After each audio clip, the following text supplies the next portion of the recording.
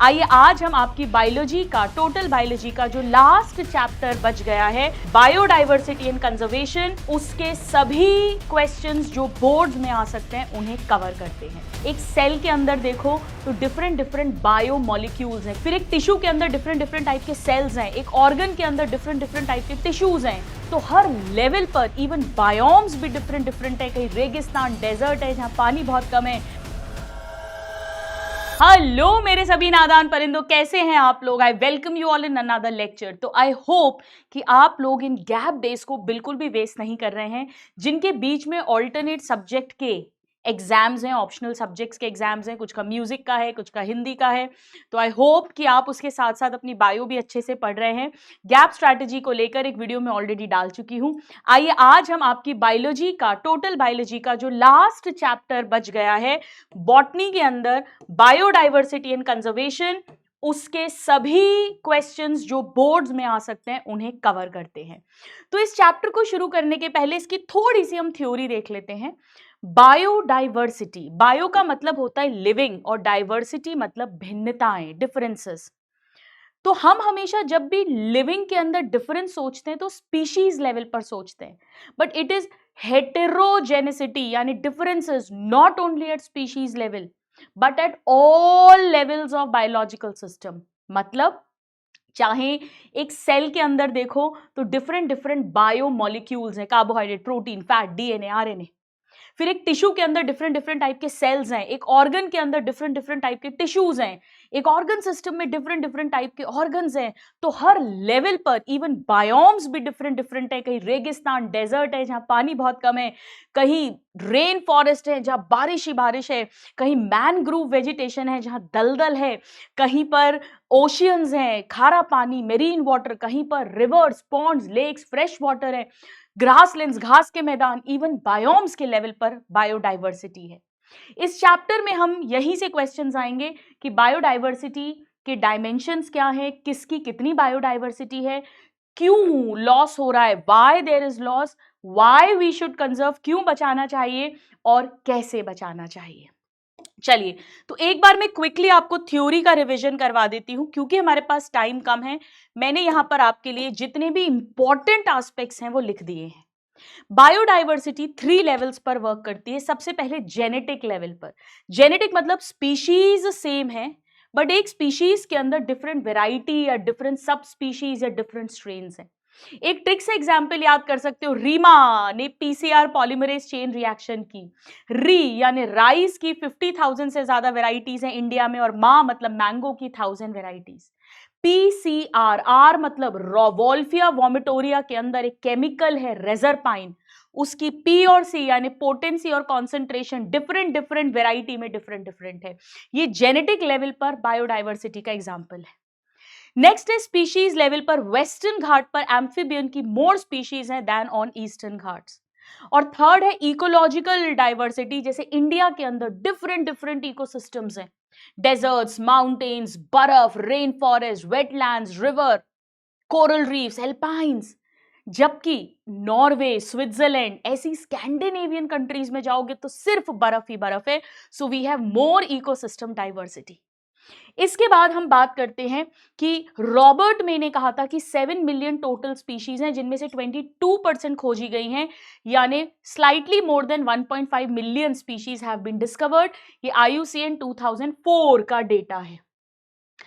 70% of all species are animals. देखो कैसे याद रखोगे भाई, इन एनिमल्स भाग सकते हैं, अपना प्रोटेक्शन कर सकते हैं तो वो ज्यादा सर्वाइव करे। 70% एनिमल्स हैं, 22% प्लांट्स, यानी animals are more than plants. Now ये बहुत इंपॉर्टेंट है कि हर 7 एनिमल में से भी, हर 10 एनिमल में से भी 7 इंसेक्ट्स है। This is an important line.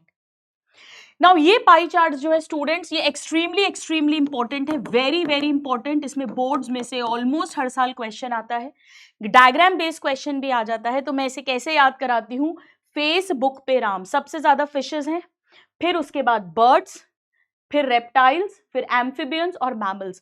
तो ये फिल इन द ब्लैंक के फॉर्म में भी आता है, ये जरूर जरूर एक दिन पहले भी पढ़कर जाना। नाउ यहां पर इंडिया, ओ माय कंट्री, यानी सबसे ज्यादा है इंसेक्ट्स, उसके बाद अदर ग्रुप्स, उसके बाद बाय मोलस्क, और उससे कम क्रस्टेशियन। क्रस्टेशियन जिसमें क्रैब, प्रॉन्स आते हैं, ये भी आर्थ्रोपोडा फाइलम है। और इंसेक्टा क्लास भी आर्थ्रोपोडा फाइलम है। और यहां पर आप देख सकते हैं हमारी ट्रिक है कि अंगद एक बहुत ही फन गाय है, एक बहुत ही most famous likeable lichen. Angad यानी एंजियोस्पर्म्स, एंजियोस्पर्म्स, फन गाय मतलब फंजाई, ए मतलब एल्गी थर्ड नंबर है, मोस्ट मतलब मॉसेस, फेमस यानी फर्न्स एंड एलाइस, एंड यानी फर्न्स और उससे रिलेटेड ग्रुप्स, एंड लाइकन्स जो सिम्बायोटिक दोस्ती है एल्गी और फंजाई की हम ऑलरेडी जानते हैं। सो ये pie chart extremely extremely important है, सबकी टिप्स पर होने चाहिए। नाउ इसके अलावा यहां पर एक इंफॉर्मेशन और होती है कि इंडिया के अंदर जो है 2.4% वर्ल्ड का लैंड एरिया है, पूरी दुनिया का वर्ल्ड्स लैंड एरिया, जबकि इंडिया के अंदर जो बायोडाइवर्सिटी है वो 8.51% है। मतलब इतने छोटे से एरिया के अंदर भी बहुत ज्यादा बायोडाइवर्सिटी है, और इसीलिए we are amongst the 12 mega diverse countries. मैं इसे कैसे याद कराती हूँ, 2 4 8 और 1 रुपए शगुन का, जैसे 20 नहीं 21 देते हैं, 50 नहीं 51 देते हैं, 8 नहीं 8.1 देते हैं। चलिए अब ये बहुत ज्यादा इंपॉर्टेंट है, again very very very important, patterns of biodiversity. बहुत क्वेश्चंस आते हैं, अभी हम करेंगे। सबसे पहले जो प्लांट्स एनिमल्स का डिस्ट्रीब्यूशन है वो यूनिफॉर्म नहीं है। जैसे जैसे हम इक्वेटर से पोल्स की तरफ जाएंगे बायोडाइवर्सिटी डिक्रीज होगी, पोल से इक्वेटर की तरफ आएंगे इंक्रीज होगी। ये टिप्स पर होना चाहिए, रटा होना चाहिए, वेरी वेरी इंपॉर्टेंट। अब ऐसा क्यों होता है उसके लिए मैंने यहां बहुत सिंपल वे में फ्लो चार्ट बना दिया। एग्जाम में जब क्वेश्चन आएगा फ्लो चार्ट नहीं बनाएंगे, आप इसे पूरा लिखेंगे, ये लॉन्ग आंसर के लिए भी बहुत ज्यादा इंपॉर्टेंट है। क्यों ट्रॉपिक्स में ज्यादा है बायोडाइवर्सिटी? पहला रीजन सोलर एनर्जी ज्यादा है तो प्रोडक्टिविटी ज्यादा होगी, ज्यादा प्लांट एनिमल्स वहां सर्वाइव कर सकते हैं। दूसरा, सीजनल वेरिएशंस कम है, ऑलमोस्ट कांस्टेंट एनवायरनमेंट है, और इसीलिए वो स्पेशलाइजेशन कर सकते हैं, धीरे धीरे नई स्पीशीज बन सकती है, क्योंकि वहां का मिलियंस ऑफ ईयर्स तक ऑलमोस्ट अनडिस्टर्ब्ड एनवायरनमेंट रहता है। जबकि टेम्परेट के अंदर लगातार ग्लेसिएशंस हो रहे हैं, लगातार वेरिएशंस हो रहे हैं, इसीलिए न्यू न्यू स्पीशीज जल्दी जल्दी नहीं बन पाती हैं, लेसर बायोडाइवर्सिटी है, वेरी वेरी इंपॉर्टेंट। एनसीईआरटी में एग्जाम्पल भी दिया हुआ है कि कैसे ट्रॉपिक्स हैव मोर बायोडाइवर्सिटी। जैसे प्लांट्स के केस में जो टेम्परेट फॉरेस्ट है मिडवेस्ट ऑफ यूएसए का, और ट्रॉपिकल फॉरेस्ट है इक्वेडोर, इनके अंदर अगर हम वस्कुलर प्लांट्स यानी टेरिडोफाइट, जिम्नोस्पर्म, एंजियोस्पर्म जिनमें जाइलम फ्लोएम होता है कंपेयर करेंगे, तो ट्रॉपिकल के अंदर 10 times more vascular plant species हैं। इसी तरह अगर हम बर्ड्स में देखें, कोलंबिया और इंडिया जो इक्वेटर के पास है, न्यूयॉर्क जो टेम्परेट एरिया में है 41 डिग्री, और ग्रीनलैंड जो एंटार्क्टिक 71 डिग्री है, तो सबसे ज्यादा कोलंबिया और इंडिया में 1400 1200 ऐसी स्पीशीज हैं बर्ड्स की, जबकि टेम्परेट में 105 है और ग्रीनलैंड में केवल 56 ही स्पीशीज है। मैं इसे किस ट्रिक से पढ़ाती हूं, यहाँ 4 डिजिट, यहाँ 3 डिजिट, यहाँ 2 डिजिट, 1400 हो गया। नाउ 1 ऐसा का ऐसा लिख दिया, 1 + 4 5 कोने में लिख दिया, 3 डिजिट बनाना है, बीच में 0 डाल दिया। इसी तरह यहां 5 एज इट इज लिख दिया, 5 + 1 6 लिख दिया, 2 डिजिट ही बनाना है, कोई 0 नहीं आएगा। ये टिप्स हेल्प करें तो बढ़िया, नहीं तो कोई बात नहीं। अब ये भी बहुत ज्यादा इंपॉर्टेंट है, Amazon rain forest south America के है जो है, वहां मैक्सिमम डाइवर्सिटी है, 20% ऑक्सीजन यहीं से आती है, इन्हें लंग्स ऑफ द प्लैनेट कहते हैं। मैं कैसे याद कराती हूं, देखो प्लांट्स की कितनी स्पीशीज हैं, प्लांट्स को हम ट्री भी लिख सकते हैं, TREE 4, तो 4 4 के बाद 40, 4 4 के बाद 40, यानी 40,000 स्पीशीज हैं। इनवर्टिब्रेट्स को याद रखो, 1.25 लाख, जैसे इंडिया की पॉपुलेशन 1.25 करोड़, तो ये हो गया 1.25 लाख। नाउ फेसबुक पे राम, अब यहां देखो 30 13 30 13 30 13 सुनाई दे रहा है, एक सा 30 13। यहां कहानी में ट्विस्ट है, पूरे वर्ल्ड लेवल पर बात करें तो एम्फिबियन मैमल से ज्यादा रेप्टाइल्स हैं। फेसबुक पे राम अभी पाई चार्ट देखा था, पर यहां पर एम्फिबियन मैमल्स की 427 स्पीशीज ईच हैं और रेप्टाइल्स की ओनली 378, यानी रेप्टाइल्स कम हैं। तो इस तरह से आप इसे ध्यान रखेंगे। अब ये तो एक्सट्रीमली एक्सट्रीमली एक्सट्रीमली इंपॉर्टेंट है, भयंकर इंपॉर्टेंट जिसको आप बोल सकते हैं। इवन साइंटिस्ट के नाम तक पे क्वेश्चन आता है बेटा। जर्मनी के नेचुरलिस्ट और ज्योग्राफिकर जो ज्योग्राफी स्टडी करते हैं, नेचर स्टडी करते हैं, वहां पे जो साउथ अमेरिका के जंगल्स हैं उन्हें स्टडी करा एलेक्जेंडर वॉन हम्बोल्ट ने। उन्होंने हमें ये बताया कि अगर हम एक्स एक्सिस पर एरिया मार्क कर रहे हैं, वाई पर हम स्पीशीज डाइवर्सिटी, तो जैसे जैसे एरिया इंक्रीज होगा naturally more number of species यानी डाइवर्सिटी इंक्रीज होगी, but only up to a certain limit यानी रेक्टेंगुलर हाइपरबोला ग्राफ आएगा। इसका मतलब अगर हम स्पीशीज रिचनेस को एस माने, एरिया को ए माने, तो S is directly proportional to A. इसे ऐसा लिखते हैं S is directly proportional to A to the power Z, और जब भी हमें डायरेक्टली प्रोपोर्शनल रिमूव करना है तो हम इज इक्वल टू लगाकर एक कांस्टेंट लगा देते हैं, तो S is equal to C A to the power Z.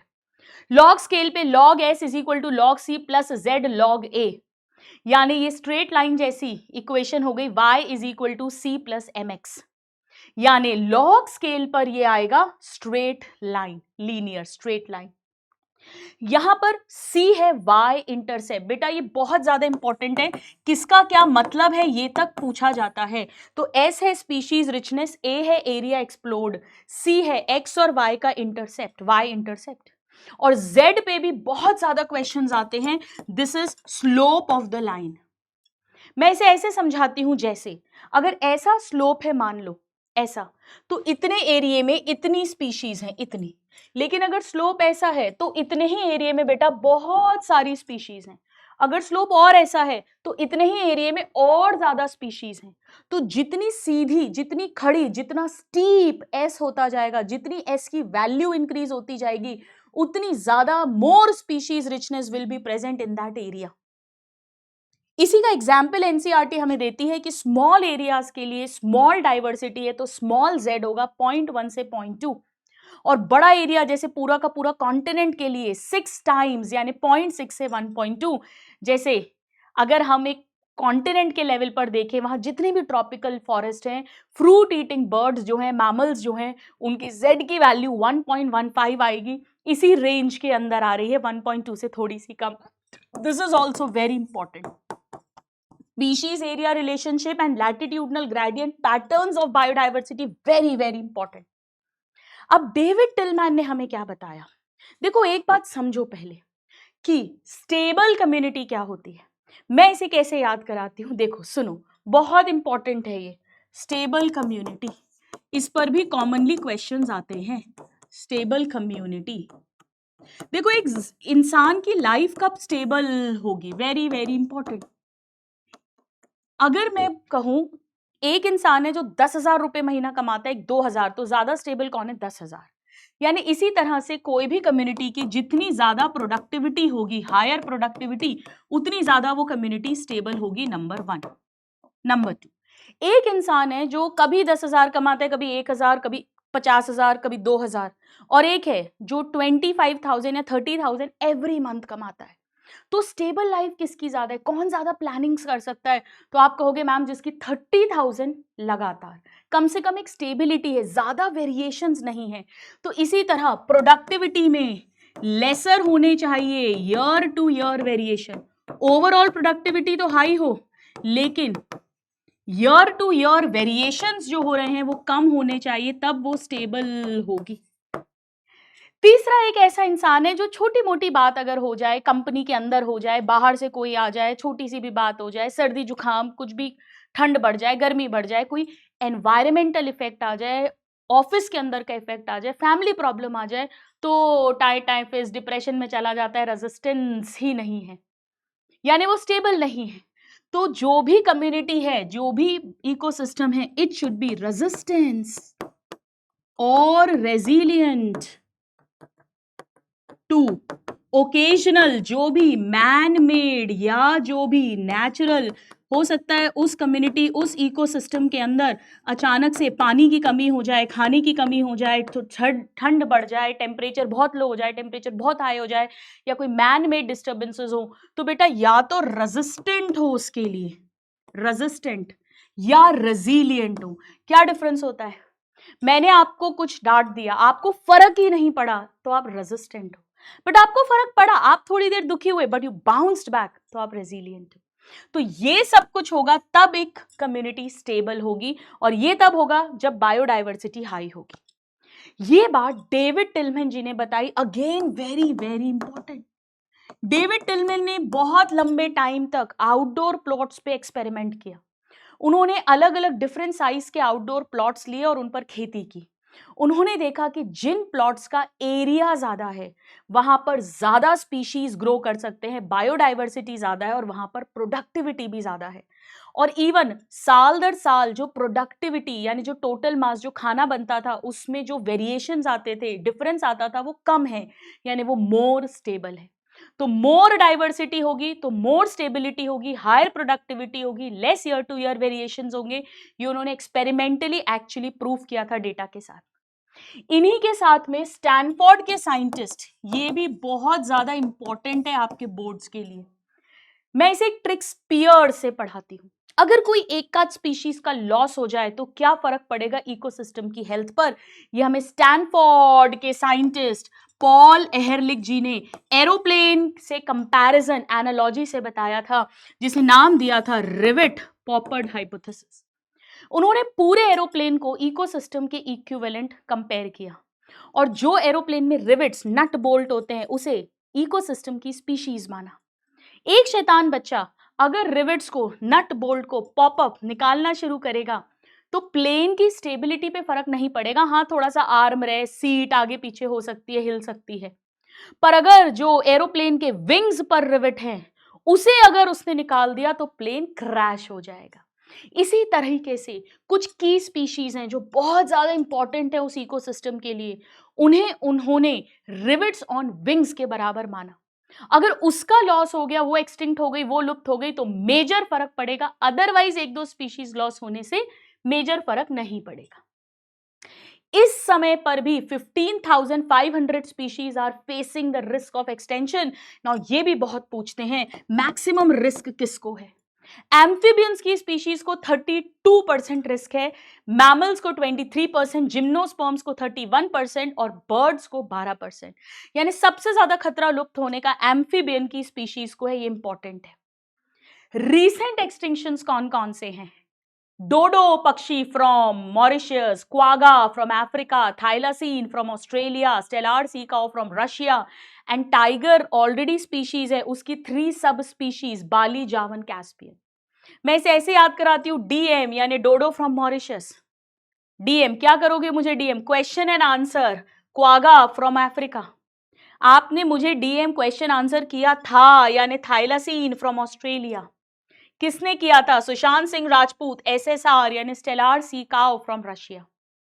देखो इसमें कंफ्यूजन होता होगा, अफ्रीका ऑस्ट्रेलिया दोनों में ए है पर एल ऑस्ट्रेलिया में आता है, ऐसे ही यहां पर क्वागा और थाइलासीन में से एल थाइलासीन में आता है, तो थाइलासीन ऑस्ट्रेलिया का है और क्वागा अफ्रीका का।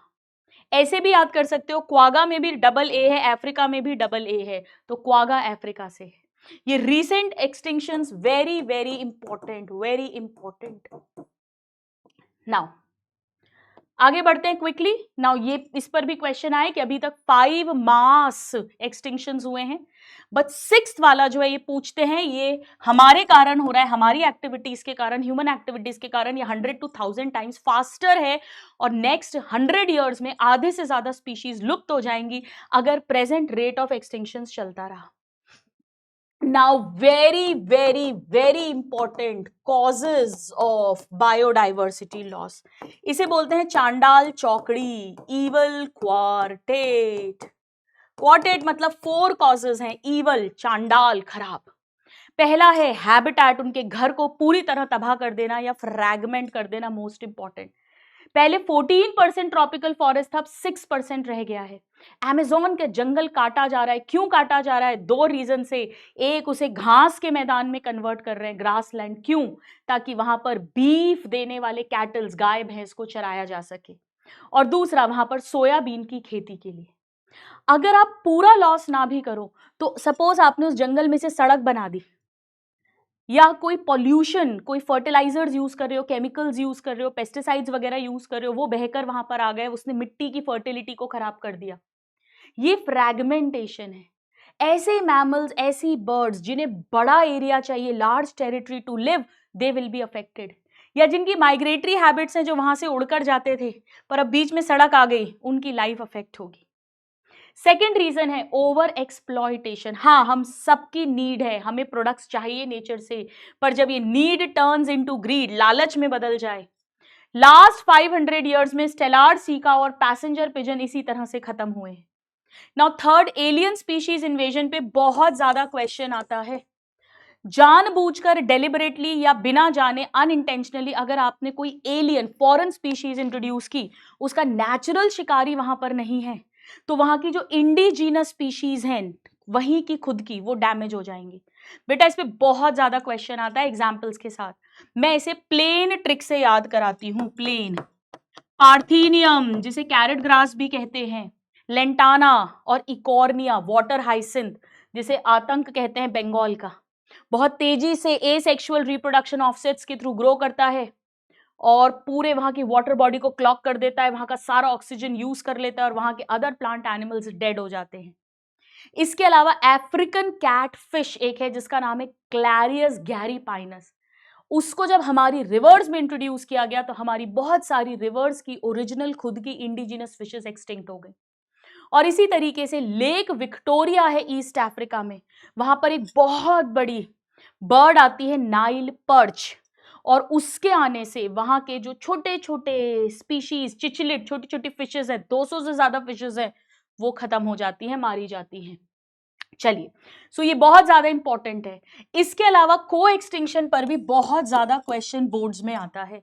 अगर एक स्पीशीज एक्सटिंक्ट होगी तो उस पर 100% कंप्लीटली डिपेंडेंट भी एक्सटिंक्ट हो जाएगी। यहाँ दो एग्जांपल्स आने चाहिए, जैसे यक्का मॉथ जो प्लांट पॉलिनेटर है, और दूसरा अगर होस्ट फिश एक्सटिंक्ट होगी तो उस पर डिपेंडेंट पैरासाइट्स भी एक्सटिंक्ट हो जाएंगे। अब सवाल उठता है हमें बायोडाइवर्सिटी को क्यों बचाना है। आप कहोगे मैम क्योंकि इकोसिस्टम कम्युनिटी स्टेबल रहेगा। सही बात है। अगर हम थोड़ा नैरो सोचे तो पैसा पैसा पैसा पैसा पैसा, डायरेक्ट इकोनॉमिक बेनिफिट्स हैं, बहुत इंपॉर्टेंट है, ट्रिक है F3CID। फूड मिलता है, सीरियल, पल्सेस, फ्रूट्स, फाइबर मिलते हैं, फायरवुड जलाने का मटेरियल मिलता है, कंस्ट्रक्शन मटेरियल मिलता है, इंडस्ट्रियल प्रोडक्ट्स जैसे tannin, resin, dye, perfume, lubricants, drugs, medicine मिलती हैं। 25% से ज्यादा ड्रग्स जो है वो हमें नेचर से मिलती हैं। 25,000 स्पीशीज हैं जो ट्रेडिशनल मेडिसिन हैं। ट्रेडिशनल जैसे तुलसी, खांसी होती है मम्मी तुलसी उबाल कर देती हैं काढ़े में, काली मिर्च देती हैं, या चोट लगती है हल्दी का दूध या हल्दी लगाते हैं। थोड़ा चौड़ा सोचें, बड़ा सोचें, ब्रॉड, पैसा पैसा ना करें तो जो सर्विसेज सेवाएं मिलती हैं, हमारी ट्रिक है पाओ। जी हाँ, पॉलिनेशन के लिए बीज, बम्बल बीज, बर्ड्स, बैट्स ये सब चाहिए, वरना पॉलिनेशन नहीं होगा। एस्थेटिक प्लेजर, हम बड़े दुखी होते हैं, हम कोई गार्डन जाते हैं, पार्क जाते हैं, बुलबुल का गाना सुनते हैं, कोई फूल खिलता हुआ देखते हैं, खुशी होती है। And very very important, oxygen. Amazon के फॉरेस्ट 20% ऑक्सीजन देते हैं, और अगर उन्हें इतनी तेजी से काटा जाएगा तो ऑक्सीजन नहीं होगी तो कैसे जिंदा रहेंगे। और इवन स्टूडेंट्स इस तक पे क्वेश्चन आता है, तीसरा रीजन एथिकल यानी मॉरल ड्यूटी। भले ही कोई पेड़ पैसा ना दे, भले ही कोई स्पीशीज सर्विसेज ना दे, फिर भी हमारी मॉरल ड्यूटी है, एथिकल ड्यूटी है कि हम उसे सहेजें, कंजर्व करें नेक्स्ट जनरेशन के लिए। So this is also very important, why we should conserve. अब सवाल उठता है हाउ वी शुड कंजर्व। दो तरीके से, या तो उन्हें उनके घर के अंदर ही कंजर्व कर दे, इन सिटू कंजर्वेशन। बड़े बड़े एरियाज है बायो रिजर्व्स, उससे थोड़ा छोटा नेशनल पार्क, उससे और छोटी wild life sanctuary, hotspot, sacred groups की अभी बात करेंगे। और अगर उन्हें इमरजेंसी है, एकदम एंडेंजर्ड है, इतना टाइम नहीं है पूरे जंगल को कंजर्व करें, पूरे फॉरेस्ट को, हम उन्हें वहां से बाहर निकालकर कोई safe man made artificial place में कंजर्व करें, तो उसे कहेंगे एक्स सिटू। जैसे zoo, zoological park for animals, botanical garden for plants, wild life safari parks, और cryopreservation. -196 degree Celsius liquid nitrogen पर हम गैमीट, सीमन, सीड, बेटा इसके अंदर ना वो सब आ जाएगा, जैसे प्लांट टिश्यू कल्चर जो आप लोग पढ़ते हैं डिटेल में, तो हमने वो जो उसका पोलन है उसे संभाल लिया, उसका जो भी गैमीट्स हैं उसे कंजर्व कर लिया, सीड, एम्ब्रियो, इन सब को कंजर्व कर सकते हैं, ये सब इसके अंदर आएगा। प्लांट टिश्यू कल्चर भी इसी में आ जाएगा। वेरी वेरी इंपॉर्टेंट, इनका डिफरेंस भी पूछा जाता है, जो मैं भी आपको लिखवा दूंगी, बता दूंगी कैसे इन्हें आंसर करना है। नाउ हॉट स्पॉट्स पर्टिकुलरली बहुत इंपॉर्टेंट है। हॉट, जैसे आज का हॉट टॉपिक क्या है, ऐसी हॉट स्पॉट मतलब बेटा दुनिया का 2% से भी कम ऐसा एरिया है जो हाई बायोडाइवर्सिटी है, मतलब उस छोटे से एरिया में भी बहुत स्पीशीज है, और कुछ स्पीशीज तो सिर्फ वहीं मिलती हैं, found only in those areas, यानी एंडेमिज्म की डिग्री हाई है, एंडेमिक स्पीशीज है, बहुत तेजी से वहां लॉस हो रहा है। और अगर हमने इस 2% एरिया जहां बहुत स्पीशीज हैं, बहुत तेजी से लॉस हो रहा है, कुछ स्पीशीज सिर्फ वहीं, अगर वहां लुप्त हो गई तो पूरी दुनिया से लुप्त हो जाएंगी, अगर उन्हें बचा लिया तो 30% तक हम प्रेजेंट रेट ऑफ एक्सटिंक्शन को कम कर सकते हैं। 2% एरिया को बचाकर 30% तक रेट रिड्यूस कर सकते हैं। क्या बात है, हॉट एरियाज हैं ये, टू बी कंजर्व्ड हॉटस्पॉट्स। पहले 25 थे, फिर 9 ऐड हुए, पूरे वर्ल्ड में 34 है, जिसमें से 3 इंडिया के अंदर हैं। सबसे पहले हम ऐसे याद रखेंगे, वेस्टर्न घाट और नीचे श्रीलंका आ गया, इधर हिमालयाज आ गया, और इधर इंडिया और बर्मा का बॉर्डर यानी इंडो बर्मन आ गया। इसके अलावा सेक्रेड ग्रूव्स भी बहुत ज्यादा इंपॉर्टेंट है, जिसमें Khasi and Jaintia hills of Meghalaya, Aravalli hills of Rajasthan, Chanda Bastar गुर्जर areas of Madhya Pradesh, and Karnataka का जो, महाराष्ट्र का जो वेस्टर्न घाट्स हैं, धार्मिक रिलीजियस पायसनेस के कारण वहां पर हंटिंग और ट्रीज कटिंग वगैरह अलाउड नहीं है, और वहां पर कुछ स्पीशीज कंजर्व्ड हैं जो पूरे वर्ल्ड में लॉस हो चुकी है। सो ये पूरा बेसिक्स मैंने एक बार आपको क्विकली रिवाइज करवा दिया है। अब आइए हम देखते हैं क्वेश्चंस किस किस तरीके से इसमें पूछे गए हैं। देखो बेटा, इसमें ग्राफ बेस्ड क्वेश्चंस कॉमनली आते हैं, और उन ग्राफ्स को देख के अपने को डरना नहीं है, घबराना नहीं है। जैसे 2024 का क्वेश्चन है, मैं आपको 2-3 करवाऊंगी, उसके बाद कोई भी क्वेश्चन आएगा आप कर लेंगे। ये कह रहे हैं यहां पर 4 टोटल लैंड एरिया दिए गए हैं, ठीक है, जो 8.1% टोटल बायोडाइवर्सिटी कैरी करते हैं।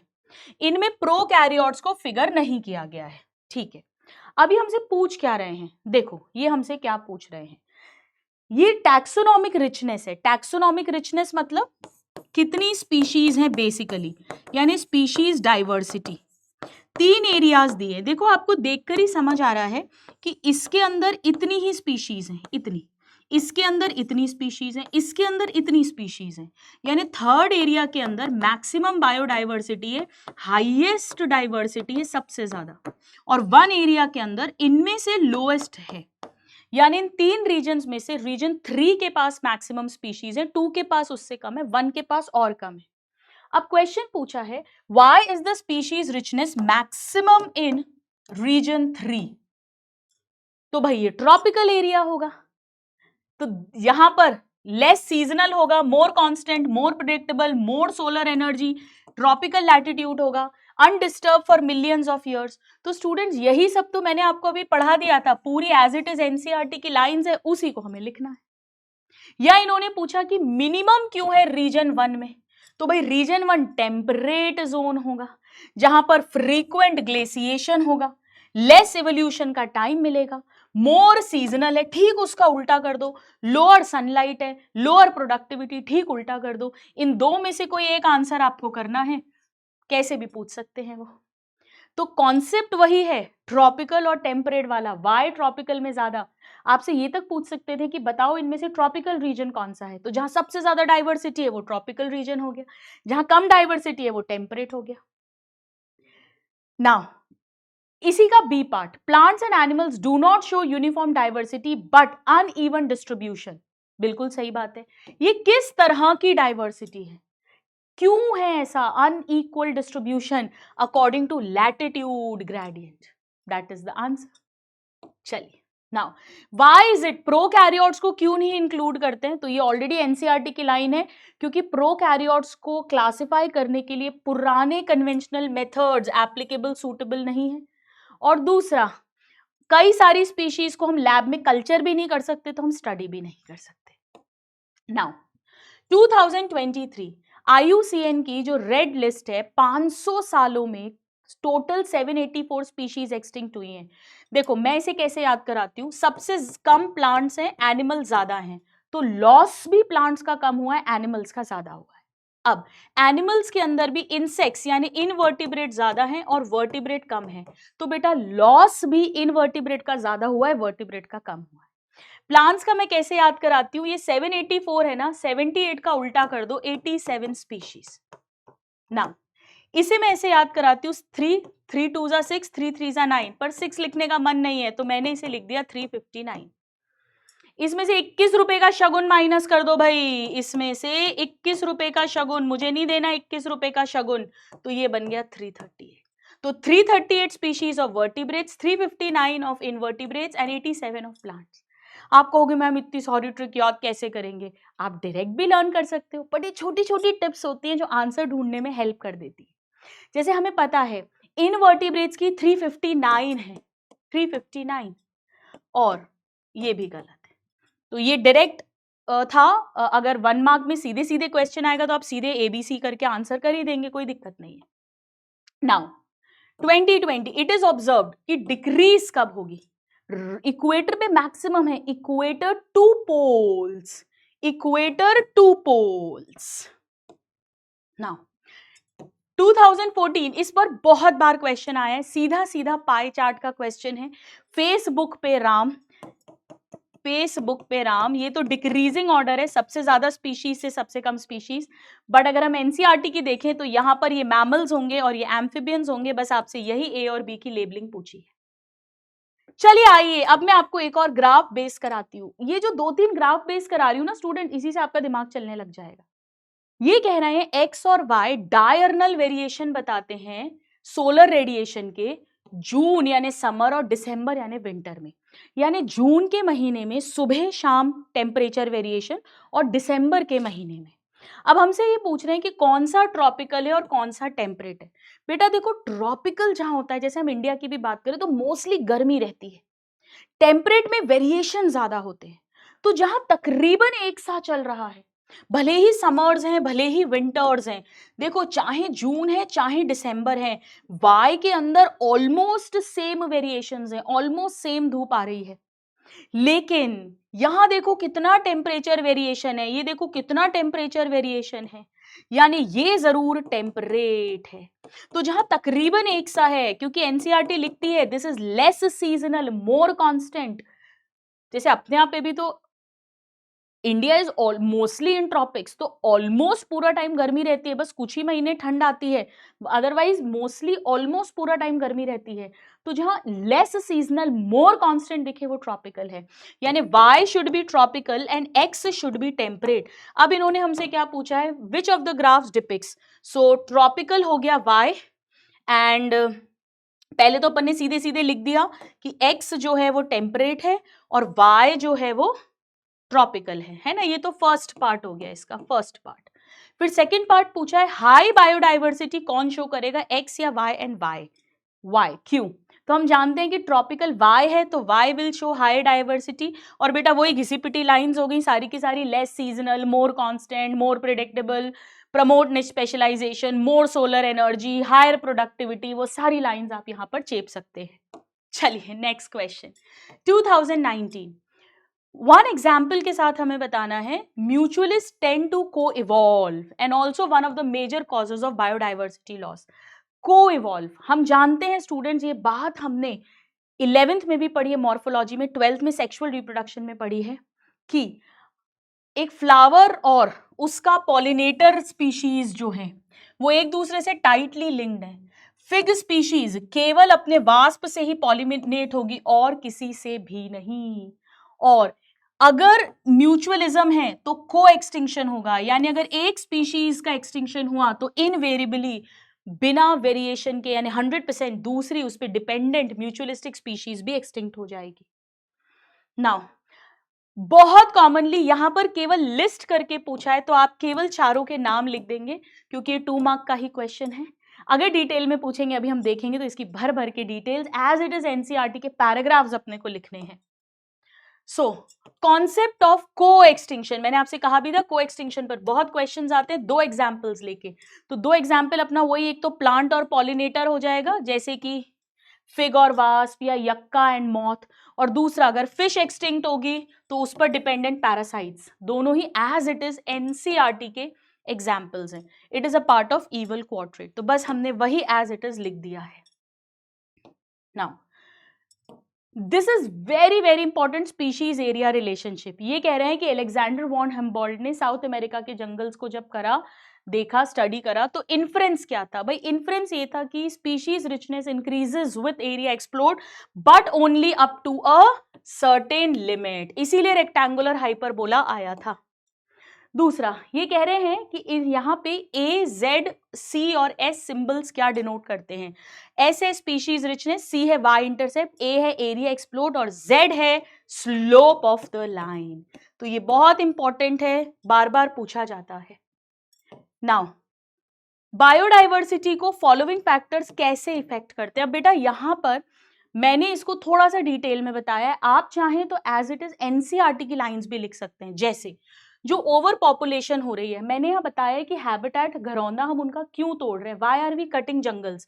अर्बनाइजेशन, जो शहरीकरण हो रहा है, पॉपुलेशन इतनी ज्यादा है, घर बनाना है, इंडस्ट्रियलाइजेशन हो रहा है, ये सब हर साल इनको एडिशनल और ज्यादा लैंड रिक्वायर है। और ये कब होगा? जब हम डिस्ट्रक्शन पूरी तरह लॉस करेंगे या फ्रैगमेंटेशन, टुकड़े टुकड़े करेंगे नेचुरल हैबिटेट्स के, वेटलैंड्स, घास के मैदान को उखाड़कर, पेड़ कट डाउन कर कर, जंगल जलाकर, किसी एरिया को, वेजिटेशन को क्लीन कर कर। और इसके कारण से जो भी वहां की एंडीमिक स्पीशीज है जो वहीं पाई जाती है उनका लॉस होगा। इवन वहां पे जो एनिमल्स वगैरह है वो बेचारे डाई आउट हो जाएंगे आफ्टर सम टाइम, और इवन माइग्रेटिंग एनिमल्स जो हैं वो भी इधर उधर जाकर मर जाएंगे। तो ये आप थोड़ा सा चाहो तो अपनी लैंग्वेज में लिख सकते हैं, हमने यहाँ बता दिया है। एनसीईआरटी में यहाँ पर लिखा है कि 14% जंगल था, अब 6% रह गया है, और अमेजोन के जंगल क्यों कट हो रहे हैं? For cultivating soybean, for converting into grassland, for raising the beef kettles. But हमने यहाँ थोड़ा सा अपनी लैंग्वेज में ये चीज बताई है। ओवर एक्सप्लॉइटेशन तो हम जानते हैं, when need turns into greed, और यहां पर लिखा है कि लास्ट 500 ईयर्स में डोडो, 3 सब species of tiger, Steller sea cow have become extinct. NCERT में इस जगह पर स्टेलार सी काउ और पैसेंजर पिजन लिखा है, तो आई वुड सजेस्ट कि आप भी इस जगह पर ये 2 दे दें। बाकी हाँ, ये भी रीसेंट एक्सटिंक्शंस हैं because of the over exploitation only. चल, नाउ अगेन इस कर्व पर क्वेश्चन आ गया, स्टडी द ग्राफ, और ये क्या रिप्रेजेंट करता है? अगेन ये यही बता रहा है, जैसे जैसे एरिया इंक्रीज होगा स्पीशीज रिचनेस इंक्रीज होगी, but only up to a certain limit. तो ये तो यही बात कह रहा है, हाँ, species but only up to a certain limit, ठीक है। And it can be represented by this, जहां पर ये है, ठीक है। अब ये नेक्स्ट क्या कह रहे हैं? After a while a small area was taken for constructing a road, और रोड यानी हैबिटेट फ्रैगमेंटेशन कर दिया तो 2 टुकड़ों में डिवाइड हो गया। अब स्पीशीज रिचनेस पर क्या इंपैक्ट आएगा? देखो, पहले तो हमने ये बता ही दिया कि ये रेक्टेंगुलर हाइपरबोला आएगा। अब यहां पर क्या होगा? यहां पर आपने डिग्रेडेशन कर दिया हैबिटेट का या फ्रैगमेंटेशन कर दिया, तो नेचुरली बेटा यहाँ की जो स्पीशीज रिचनेस है वो डिक्लाइन हो जाएगी, क्योंकि जो भी एनिमल्स, लार्ज एनिमल्स थे जो ऑब्लिगेटरी वे में यहाँ पर रहते थे या जिनकी माइग्रेटरी हैबिट्स थी, वो सब विल बी अफेक्टेड। तो आप यहाँ पे लिख भी सकते हैं कि जो लार्जर एरियाज जिन्हें रिक्वायर्ड थे या जिनकी माइग्रेटरी हैबिट्स थी, वही जो अभी एनसीईआरटी की लाइंस मैंने बताई थी, they all will get affected, they all will get affected, और स्पीशीज डाइवर्सिटी डिक्लाइन हो जाएगी, लॉस हो जाएगा। चलिए, now stability of a community को डेविड टिलमैन ने कैसे बताया था, एक्सप्लेन करिए। तो ये पूरा वही है कि स्टेबल कम्युनिटी जो है उसको कैसा कैसा होना चाहिए, पहले ये बताया है, और फिर उन्होंने कैसे एविडेंस दिया था लॉन्ग टर्म आउटडोर प्लांट्स को यूज करके, और उन्होंने बताया था कि जहाँ ज्यादा स्पीशीज हैं वहां पर वेरिएशंस ईयर टू ईयर कम है और हायर प्रोडक्टिविटी है। तो एग्जैक्टली वही पॉइंट्स एनसीईआरटी का पैराग्राफ हमें लिखना है। ना अगेन देखिए, पाई चार्ट पर बेस क्वेश्चन आ गया है, एक्स और वाई बताना है। तो ये इंसेक्ट्स का ग्रुप है और ये मोलस्क का ग्रुप है, तो पहले हमने एक्स और वाई बता दिया। और most species rich taxonomic group कौन सा है और कितने परसेंटेज में, एक्स या वाई? तो एक्स है यानी इंसेक्ट्स, पहले हमने क्लियरली ये लिख दिया। और कितना है हम जानते हैं, 7 out of 10 एनिमल्स यानी 70% of animals are insects. Now biodiversity, what are the consequences of loss? Loss के रीजंस नहीं पूछे, वो चांडाल चौकड़ी नहीं पूछी, उसका कॉन्सिक्वेंस क्या होगा अगर लॉस हुआ। भाई अगर लॉस होगा तो स्टेबिलिटी लॉस होगी, स्टेबिलिटी लॉस होगी मतलब प्रोडक्टिविटी कम हो जाएगी, जो बायोमास, जो खाना बन रहा है, रेजिस्टेंस कम हो जाएगा, वेरिएशंस इंक्रीज हो जाएंगे, चाहे प्रोडक्टिविटी हो, water use, paste, disease cycle, variations increase हो जाएंगे। जिनका हैबिटेट लॉस हुआ है, फ्रेगमेंटेशन हुआ है, वो प्लांट्स, एनिमल स्पीशीज एक्सटिंक्ट तक हो सकती हैं। और अगर ओवर एक्सप्लॉयटेशन कर लोगे तो भी उनका size of the population reduce हो सकता है, यानी या तो एक्सटिंक्ट हो जाएंगी या वल्नरेबल टू एक्सटिंक्शन, मतलब almost on the verge of extinction हो जाएंगी। क्योंकि 3 मार्क्स में था, वैसे तो ये 3 पॉइंट्स तो अपनी एनसीईआरटी में दे ही हैं, ये 2 हमने थोड़ा लॉजिकली कर दिया, क्योंकि 3 नंबर का क्वेश्चन है तो थोड़ा 8-10 लाइन लिखने की तो बनती है।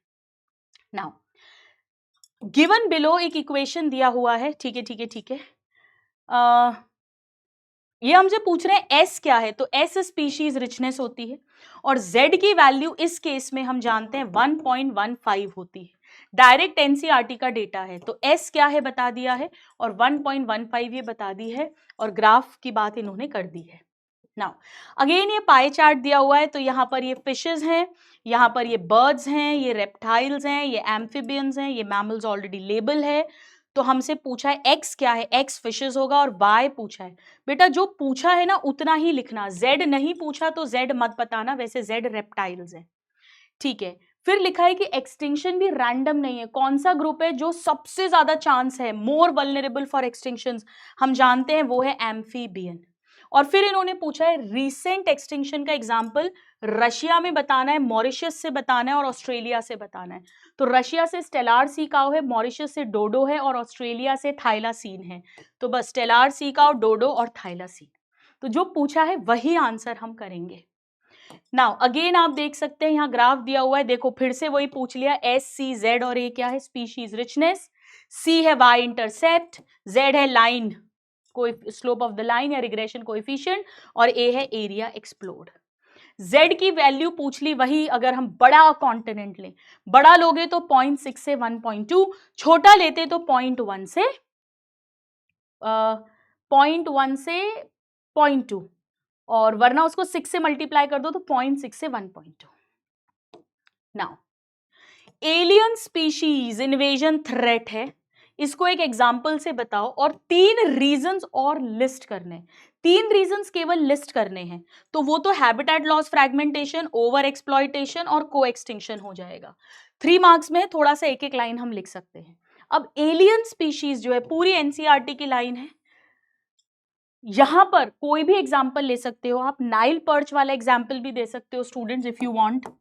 आप अफ्रीकन कैटफिश, वो जो बेसिकली मैंने आपको प्लेन पढ़ाया था उनमें से कोई भी एग्जाम्पल आप ले सकते हो। यहां पर हमने वाटर हाइसिंथ इकॉर्निया का लिया है, इसे इंडिया में इंट्रोड्यूस किया गया था, एस्थेटिक खूबसूरत लीव्स का शेप, फ्लावर्स उसके लिए।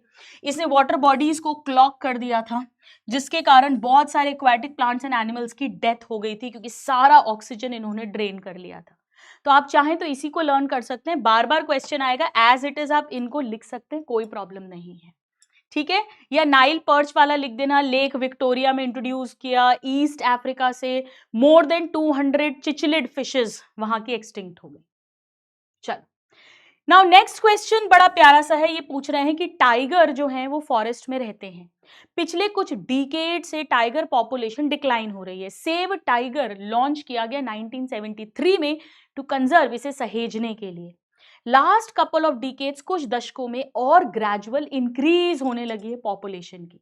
एक मेजर कॉज बताइए जिसके कारण पॉपुलेशन ऑफ टाइगर्स डिक्लाइन हो रहा है। अभी डायरेक्टली एनसीईआरटी में नहीं दिया, पर टाइगर शेर आप जानते हो, इसकी हंटिंग इसकी स्किन के लिए बेसिकली की जाती है, यानी over exploitation, they are hunted for the skin. अब ये कॉमन सेंस थोड़ा सा जनरल नॉलेज का क्वेश्चन है।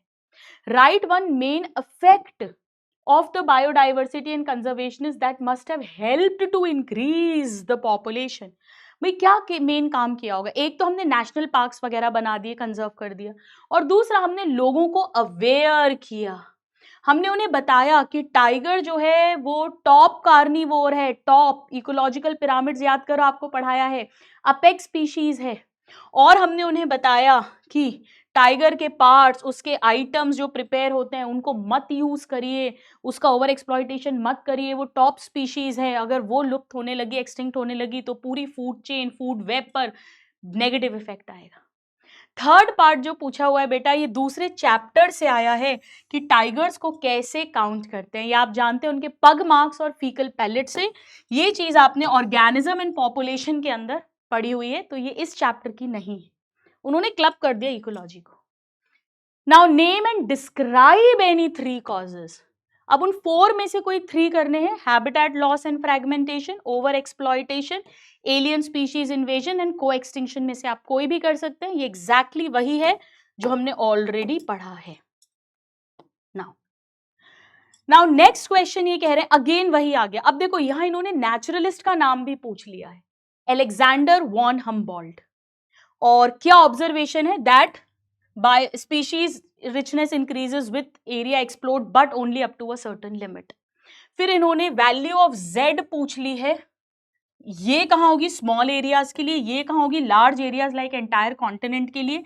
z का क्या मतलब है, स्लोप ऑफ द लाइन, और स्लोप स्टीपर कब हो जाएगा, जितना स्टीप होगा उतनी बायोडाइवर्सिटी ज्यादा होगी, उतना बड़ा एरिया है, मतलब जैसे एंटायर कॉन्टिनेंट। तो बस यही सब कुछ हो गया भाई, ये सब कुछ हो गया, पूरा एग्जैक्टली सेम चीज हो गई। ये लार्ज एरियाज के लिए है, ये स्मॉल के लिए है, और ये भी हमने बात कर ली। ठीक है, चलिए नाउ 5 एपिसोड्स हो चुके हैं। 6th एपिसोड पुरानों से डिफरेंट कैसे है, 100 to 1000 टाइम्स फास्टर हो रहा है। कौन रिस्पॉन्सिबल है इसके लिए, ह्यूमन एक्टिविटीज रिस्पॉन्सिबल है इसके लिए। 4 पॉइंट्स बताओ जिससे आप इस डिजास्टर को ओवरकम कर सकते हो। भाई पेड़ उगाओ, तो planting more and more trees. Alien species introduce मत करो, अवॉइड इंट्रोडक्शन। नेशनल पार्क, जू, ये सब कुछ एक्स सिटू इन सिटू मेथड्स यूज करो। डिफॉरेस्टेशन बिल्कुल बंद कर दो, पेड़ काटना जंगल काटना बंद कर दो। रोड वोड निकालना बीच से, यानी फ्रैगमेंटेशन ऑफ फॉरेस्ट एरिया कम कर दो। तो ये बेटा जनरल नॉलेज कॉमन सेंस है। अगर आपको 4 कॉजेस पता है तो ठीक उसका उल्टा कर देंगे अपन। चलिए now greatest level of species diversity, tropics क्यों शो करते हैं, 3 रीजंस बताओ। तो वही 3 रीजंस हो गए जो आपको बताया था। एक तो मोर सोलर एनर्जी अवेलेबल है तो हायर प्रोडक्टिविटी होगी, लेस सीजनल है, मोर कांस्टेंट है, मोर स्पेशलाइजेशन होगा, और undisturbed for millions of years हैं, जबकि टेम्परेट में फ्रीक्वेंट ग्लेशिएशन। एग्जैक्टली वही एनसीईआरटी की लाइंस लिखनी है। मैं आपको ये बताना चाहती हूँ कि आप एनसीईआरटी की लाइन से ही पूरा बोर्ड का पेपर बायो का दे सकते हैं अगर आपने उसे अच्छे से समझा हुआ है। अगेन कोई 2 बताने हैं फॉर लॉस, आप कोई भी 2 बता सकते हैं, यू कैन एक्सप्लेन एनी 2। ठीक है, मैंने यहाँ पे 3 लिख दिए as it is. Tropical regions जो है उनकी ग्रेटर बायोडाइवर्सिटी शो करते हैं, क्यों, अगेन वही सेम घिसा पिटा सारे रीजंस आ जाएंगे। कॉजेज ऑफ बायोडाइवर्सिटी लॉस, इन्हें क्यों माना जाता है, एग्जाम्पल से बताइए। तो अगेन बेटा वही एलियन स्पीशीज में आप प्लेन में से लेकर कोई भी लिख सकते हैं, और हैबिटेट लॉस जो है इसके अंदर मैमल्स और बर्ड्स जिनको लार्ज टेरिटरीज चाहिए, या इवन जिनकी माइग्रेटरी हैबिट है, या इवन आप यहाँ पे अमेजोन के जंगल वाली बात लिख सकते हैं, वो सब आप बात कर सकते हैं एनसीईआरटी की। चलिए now one of the ex situ method, अब बायोस्फीयर रिजर्व इन सिटू है, नेशनल पार्क इन सिटू है, सेंचुरीज इन सिटू है, हॉटस्पॉट्स इन सिटू है, सेक्रेड ग्रूव्स इन सिटू है, यहाँ पर केवल क्रायो प्रिजर्वेशन एक्स सिटू होगा। चलिए now difference between in Situ and ex situ, ये थोड़ा सा लिख लेना और इसको लर्न कर लेना है ना। हमने थोड़े से एक्स्ट्रा पॉइंट्स भी लिखे, 2 मार्क्स में आया था। इतना तो एनसीईआरटी में दिया है कि यहाँ ओन हैबिटेट है, यहाँ पर outside their habitat maintain by humans. Of course बेटा ये चीपर मेथड होगा क्योंकि ये तो जंगल ही कंजर्व कर रहे हो, पर ये कॉस्टली होगा क्योंकि यहाँ पर एक आर्टिफिशियल जगह बनाओगे। एग्जाम्पल्स भी आप जानते हैं, ऑलरेडी लिख सकते हैं। यहाँ पर जो नेचर के abiotic, biotic, other species, natural, physical environment है उससे आप प्रोटेक्ट नहीं कर सकते हो, लेकिन यहाँ तो आप उन सब से भी प्रोटेक्ट कर सकते हो। तो ये चारों पॉइंट्स आप प्लीज लिख लेना, मैं साइड हो जाती हूँ, आप चाहें तो स्क्रीनशॉट ले लीजिए। ठीक है, बहुत प्यारा छोटा सा चैप्टर है पर बोर्ड्स के लिए बहुत ज्यादा इंपॉर्टेंट है। 2 प्रैक्टिसेस बताओ एक एग्जाम्पल देकर, एक एक, दैट प्रोटेक्ट रेयर और थ्रेटन्ड स्पीशीज। तो 2 अप्रोचेस पूछिए, 2 मेथड्स, एक्स सिटू, इन सिटू, उसमें क्या क्या करते हैं, और कोई भी एक एक एग्जाम्पल पूछा है। बेटा 1 एग्जाम्पल ऑफ ईच है तो आप 1 एग्जाम्पल दे देना, कोई भी एक एक जो हमने पढ़े। नाउ सेक्रेड ग्रूव्स, बहुत इंपॉर्टेंट है। क्यों प्रोटेक्ट करते हैं? ये प्लेसेस ऑफ वर्शिप के अराउंड होते हैं, तो वहाँ की जो ट्राइबल लोकल कम्युनिटीज हैं वो बहुत ज़्यादा इसे मानती हैं। और यहाँ पर एक single branch is also not allowed to cut. कई सारी एंडेमिक स्पीशीज हैं जो और सब जगह एक्सटिंक्ट हो चुकी हैं, रेयर है, यहाँ पर मौजूद हैं, जैसे Khasi and Jaintia hills in Meghalaya. NCERT लिखती भी है कि they are the refuge for, मतलब ये आखिरी घर है, लास्ट रेफ्यूज है कई सारी ऐसी स्पीशीज के लिए, पेड़ों के लिए जो और जगह पे एक्सटिंक्ट हो चुके हैं। तो this is important. Now list any 4 techniques of ex situ. अब बेटा देखो 4 टेक्निक्स पूछी हैं, तो 4 techniques of x situ conservation. अब आप इसमें कोई भी लिख सकते हैं, जैसे इसमें आप जूलॉजिकल पार्क्स लिख सकते हो, है ना, इसमें बोटैनिकल गार्डन्स आ जाएंगे, इसमें वाइल्ड लाइफ सफारी पार्क्स आ जाएंगे, फिर इसमें क्रायो प्रिजर्वेशन आ जाएगा, सीड बैंक्स वगैरह सब आ जाएंगी, टिश्यू कल्चर अपन करते हैं, इवन आईवीएफ जब हम करते हैं तो हम फ्रोजन एग, फ्रोजन सीमन वो सब लेते हैं। तो ये मैंने आपके लिए लिख दिया, आप इनमें से कोई भी any 4 techniques you can write. अब देखो एक्चुअली यहाँ पे टेक्निक्स पूछा है, टेक्निक्स, तो आप ये सब नहीं लिखे तो बेटर है। This you don't write, you write these because these are the techniques that we are using. ये तो places हैं, they are the places where we are doing ex situ conservation.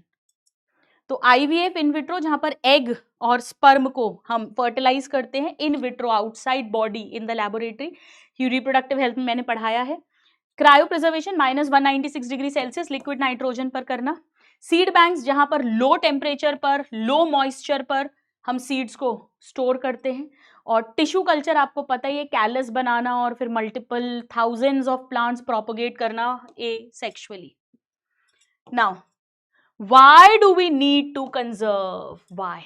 वही नैरो, ब्रॉडली और ethical. ठीक है, मैं already आपको ये सारा डिटेल्स बता चुकी हूँ, एनसीईआरटी की लाइंस लिखी है। Now biodiversity plays an important role that nature, ठीक है। ब्रॉडली यूटिलेरियन कोई 2 बतानी है, हमने पाव पढ़ा था, यानी पॉलिनेशन, एस्थेटिक प्लेजर और ऑक्सीजन, तो उनमें से आप कोई भी 2 लिख सकते हैं, जैसे मैंने यहाँ पर आपके लिए ऑक्सीजन और पॉलिनेशन लिख दिया। फिर एथिकल रीजन थोड़ा सा एक्सप्लेन करिए। तो एथिकल रीजन ये एग्जैक्ट एनसीईआरटी की लाइंस हैं बेटा, कि कुछ स्पीशीज ऐसी भी होंगी जिसकी खुद की इंट्रिंसिक वैल्यू नहीं है, यानी ना ही वो हमें डायरेक्ट इकोनॉमिक बेनिफिट दे रही हैं, ना कोई सर्विस दे रही हैं, फिर भी हमारी मॉरल, एथिकल, नैतिक ड्यूटी है कि हम उन्हें डिस्ट्रॉय ना होने दें, हम उनकी टेक केयर करें और उसे पास ऑन करें अपनी फ्यूचर जनरेशंस को। तो ये थोड़ा सा 2-3 बार पढ़ लेना, अपनी लैंग्वेज में, इंग्लिश में आराम से लिख लेंगे आप। Now maximum protection biodiversity hotspots का हम क्यों करते हैं? 2 क्राइटेरिया बताओ। तो भाई यहाँ पर हाई, बहुत ज्यादा स्पीशीज रिचनेस है और बहुत सारी स्पीशीज हैं जो सिर्फ यहीं पाई जाती हैं। लेस देन 2% एरिया इसे प्रोटेक्ट कर लेंगे तो 30% तक रेट ऑफ एक्सटिंक्शन को कम कर सकते हैं। Name any 2 hotspots in our country. Our country पूछा, हमने 3 एनसीईआरटी में पढ़े हैं, एक वेस्टर्न घाट इन श्रीलंका, हिमालयाज और इंडो बर्मा, तो मैंने यहां पर ये 2 लिख दिए। चल, name the explain the concept of endemism. अब एंडेमिज्म मतलब विच इज यूनिक, केवल उसी पर्टिकुलर आइलैंड में या नेशन में या कंट्री में या एरिया में, it is only found there and nowhere else. अब ये मैंने एक एग्जाम्पल लिख दिया स्टूडेंट्स एंडेमिज्म का, क्योंकि हमारी एनसीईआरटी में कोई एग्जाम्पल एज सच नहीं दिया हुआ है। तस्मानियन डेविल नाम का एक बहुत बड़ा मांसाहारी कार्निवोरस मार्सुपियल है, मार्सुपियल पाउच्ड मैमल है, वो पूरी दुनिया में अब केवल ऑस्ट्रेलिया में पाया जाता है, तस्मानिया स्टेट है वहां पर। तो ये आप चाहो तो एक लर्न कर लेना, बिकॉज एंडेमिज्म का एग्जाम्पल अगर पूछ ले, हमारी एनसीईआरटी में सिर्फ इतना मेंशन है कि हॉटस्पॉट्स में हाई डिग्री ऑफ एंडेमिज्म है और एंडेमिज्म मतलब सिर्फ वहीं पाए जाते हैं, पर उसका एग्जैक्ट एग्जाम्पल नहीं है, तो इसको थोड़ा सा लर्न कर लेना। अब यहां देखो इन्होंने क्या बोल दिया है कि name 4 regions in and around our country that are considered hotspots. अब अपनी एनसीईआरटी में तो 3 दिए हैं भाई, एक तो हिमालयाज दिया है, एक इंडो बर्मा क्योंकि बर्मा भी दूसरा कंट्री हो गई, एक वेस्टर्न घाट एंड श्रीलंका क्योंकि श्रीलंका भी दूसरी कंट्री हो गई। तो हमारी कंट्री के अंदर इन या उसके आसपास, तो श्रीलंका आसपास हो गया, बर्मा आसपास हो गया, तो ये 3 तो दिए हैं, पूछ 4 लिए हैं। अब ऐसे तो 5 भी पूछ सकते हैं मैम कितने याद करें, पर चलो जो क्वेश्चन आया हुआ है वो तो याद करें। बेटा एक सुंडा लैंड, ये थोड़ा सा लर्न कर लेना, ये लर्न कर लेना, ये भी एक हॉटस्पॉट है इंडिया पे, ठीक है। चलो मैं साइड हो जाऊं, है ना, एक काम करो, एक बार इसका स्क्रीनशॉट ले लो वरना आप भूल जाओगे क्या याद रखना है क्या नहीं। चलिए नेक्स्ट क्वेश्चन, कंपेयर करना है नैरो और ब्रॉडली को। तो बहुत इजी है, नैरो मतलब जहां डायरेक्ट बेनिफिट्स हैं उसके एग्जांपल्स लिख दिए, और ब्रॉडली मतलब जहां पे सर्विसेज मिल रही हैं उसके एग्जांपल्स लिख दिए। तो वही पाओ और वो इधर पे F3CID सूटेबल एग्जांपल्स के साथ बताना है, 3 मार्क्स का क्वेश्चन है। चलो, है ना, हमने यहाँ पे मैंने कुछ सर्विसेज और लिख दी। वैसे आप केवल ये 3 भी लिखोगे ना, 1, 2 और तीसरी एस्थेटिक, तो भी चलेगा जो एनसीईआरटी में दिया है। वैसे जो क्लाइमेट रेगुलेशन है, प्लांट्स वगैरह कंजर्व करना है, फ्लड्स, बाढ़ नहीं आ रही है, मिट्टी नहीं बह रही है, न्यूट्रिएंट्स की साइक्लिंग हो रही है, ये सब सर्विसेज भी हमें अल्टीमेटली इकोसिस्टम ही प्रोवाइड करवा रहा है, स्पीशीज प्रोवाइड करवा रहा है। आप यहाँ पर केवल पाओ लिखोगे तो भी चलेगा, और इधर पर आप F3CID, क्योंकि इन्होंने कोई ऐसे नंबर नहीं दिया, आप केवल एनसीईआरटी फॉलो करके भी बहुत अच्छे मार्क्स ऑब्टेन कर सकते हैं, कोई प्रॉब्लम नहीं है। Now there are many animals that have extinct in the wild, मतलब जो जंगल में लुप्त हो चुके हैं लेकिन अभी भी जूलॉजिकल पार्क में मेंटेन करे हैं। पहली बात, ये किस तरह का बायोडाइवर्सिटी कंजर्वेशन है, तो हम जानते हैं आउटसाइड देयर नेचुरल होम, यानी आपने सीधे सीधे लिख दिया, it represents ex situ conservation. Now any other 2 ways जो इस तरह का कंजर्वेशन करते हैं, यानी एक्स सिटू के ही कोई 2 और लिखने हैं। अब आप इसमें बोटैनिकल गार्डन्स लिख सकते हो, आप इसमें वाइल्ड लाइफ सफारी पार्क्स लिख सकते हो, आप इसमें क्रायो प्रिजर्वेशन लिख सकते हो, आप इसमें टिश्यू कल्चर लिख सकते हैं, आप इसमें से कुछ भी लिख सकते हैं जो भी आपको बेनिफिट करे। टिश्यू कल्चर भी आपको पूरा पढ़ाया ही होगा, जो बायोटेक्नोलॉजी एप्लीकेशंस के अंदर आता है, बॉटनी का पार्ट है। और क्रायो प्रिजर्वेशन आप जानते ही हैं, इसमें seed, organ, tissue, semen, egg कुछ भी -196 डिग्री सेल्सियस लिक्विड नाइट्रोजन पर स्टोर करते हैं। तो आप इनमें से कोई भी वो लिख सकते हैं। Now there is a great concern पूरी दुनिया में for maintaining ecological balance, conserving biodiversity. 3 reasons बताइए और डिफरेंट वेज बताइए जिससे हम टाइगर पॉपुलेशन को अपनी कंट्री में इंक्रीज कर सकते हैं। तो पहले तो इन्होंने बताया है कि 3 रीजंस बताओ हमें क्यों बायोडाइवर्सिटी को कंजर्व करना है। तो बेसिकली वही सब आ जाएगा, जैसे कि ऑक्सीजन, है ना, जितना पेड़ होंगे तो फोटोसिंथेसिस एक्टिविटी होगी तो ऑक्सीजन रिप्लेनिश होगा। फिर क्लाइमेटिक रेगुलेशन के लिए, जो भी वाटर साइकिल्स हैं उसके लिए, फ्लड्स वगैरह रोकने के लिए, वो सब पॉइंट्स आ जाएंगे। और बैलेंस करना फूड चेन में, फूड वेब्स में, डिफरेंट स्पीशीज में, वो सब आ जाएगा। तो पूरा का पूरा इकोलॉजिकल डिस्टर्बेंस होने से हमें रोकना है। तो ये तो था इसका फर्स्ट पार्ट। अब इसमें सेकंड पार्ट पूछा है तो अपन क्लियरली लिखेंगे कि डिफरेंट वेज जिससे हम टाइगर पॉपुलेशन इंक्रीज कर सकते हैं। अब टाइगर पॉपुलेशन कैसे कर सकते हो भाई, एक तो टाइगर और उसका घर, यानी वही नेशनल पार्क्स, बायो रिजर्व्स उसमें कंजर्व करें। फिर ह्यूमन टाइगर का कन्फ्लिक्ट, यानी जो छेड़छाड़ है, शिकार है, उन सबको हमें रोकना है। फिर हमें साइंटिफिक रिसर्च करनी चाहिए, ये कैसे कर सकते हैं, टाइगर फ्रेंडली पॉलिसीज करनी चाहिए, और टाइगर का नंबर, पॉपुलेशन, उनको क्या क्या डर हैं, वो सब लगातार उनके हैबिटेट को मॉनिटरिंग करना बहुत ज़्यादा ज़रूरी है, उसका डेटा मेंटेन करना बहुत ज़रूरी है, और सेव टाइगर इस तरह के प्रोजेक्ट्स, पॉलिसीज लॉन्च करना बहुत ज़रूरी है। These are some of the methods. तो ये बिल्कुल जनरल नॉलेज बेस्ड है। तो स्टूडेंट्स, इसके साथ ही हमारे इस चैप्टर के जहां जहां से क्वेश्चंस बन सकते हैं, मैंने आपको ढेर सारी प्रैक्टिस करवा दी है। यहां पर इंपॉर्टेंट बात आप ये ध्यान रखना कि सिर्फ एनसीईआरटी से पूरे आंसर्स आ जाएंगे, और ग्राफ्स में घबराना मत। ग्राफ्स बेसिकली आपसे या तो पाई चार्ट्स आएंगे या ट्रॉपिकल और टेम्परेट से रिलेटेड आएगा। तो जहां पर लेस सीजनल, मोर कांस्टेंट दिख रहा है वो ट्रॉपिकल है, हाई बायोडाइवर्सिटी है।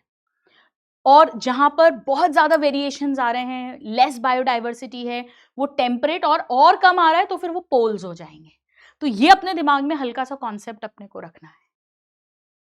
अच्छे से अपने दिन यूज करिएगा, टाइम बिल्कुल भी वेस्ट नहीं करना, ये बहुत ज्यादा इंपॉर्टेंट है हमारे लिए।